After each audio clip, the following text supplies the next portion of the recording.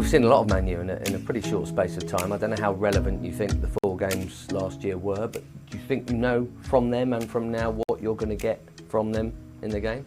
I'm not sure. We did play them a lot, as you say, both 2 cup competitions in the league.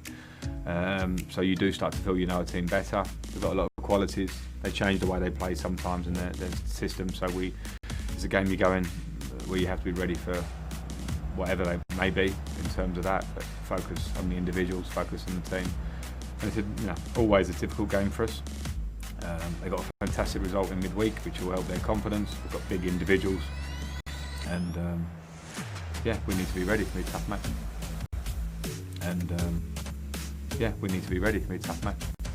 What sort of boss do you consider yourself to be in terms of whether you set up, thinking about them like maybe a Rafa would have done, obsessed with everything they do and that will inform what we do, or more a Wenger of I don't really care who they are, long ball, tiki-taka, home away, we will play like this against whoever? I definitely care, and I think whatever team we would play, Manchester United or not, depending on how much we played them, I would do the work myself and the staff. But I think at the moment where we're at, where we have new players in the squad, in the team, and we've changed the system a little bit in recent games, it's much more important that we focus on ourselves and have a belief in ourselves. So there's always kind of a percentage ratio to that one. At the minute I want to get ourselves right, because I believe that when we get ourselves right, then we can take on pretty much anyone and pretty much any formation, because we'll be at it. So we're still striving a bit for that, that's clear, and I expected that. So we take both things into account.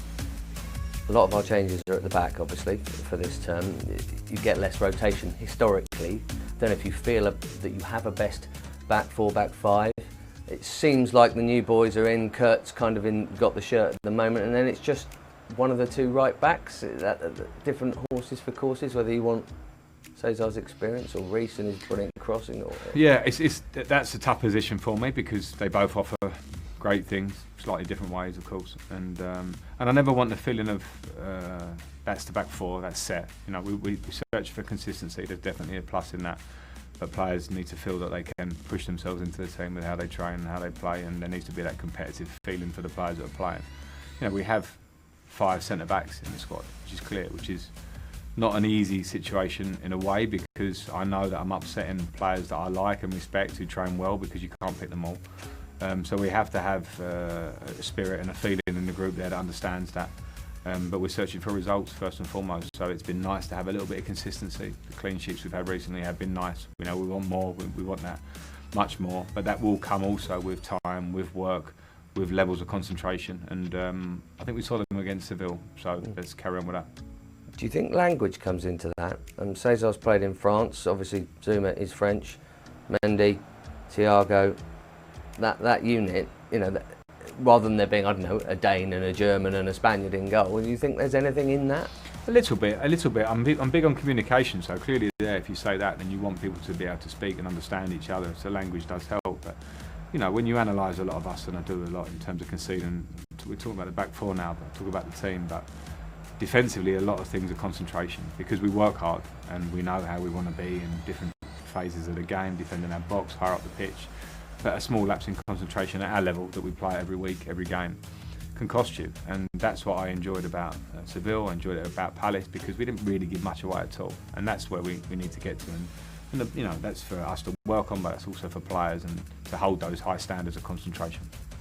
On you and Ole Gunnar Solskjaer, you've got a similar kind of situation, really, both relatively young coaches, legends at your club, now managing that club. It's not a usual kind of scenario, that. Do you ever consider that? You ever talk to him about it? No, I don't. I just got asked this in the media. I don't speak to Ollie about it. I've got respect for him. I understand it. I understand where there could be a comparison, but every club has different challenges. Every manager has different problems to solve, to find solutions. That's our job, and to keep improving. So I think there'll be a lot of things that will be different about our jobs as well. At face value, it could look similar, but once you take away the idea of ex-player, legend as you said it, ex-player, then I don't think that holds too much weight too long. People want our club to do well, want to see me do well in this role. Some fans might be too young to remember all of my career as the older that I get, so I just concentrate on what I can do here.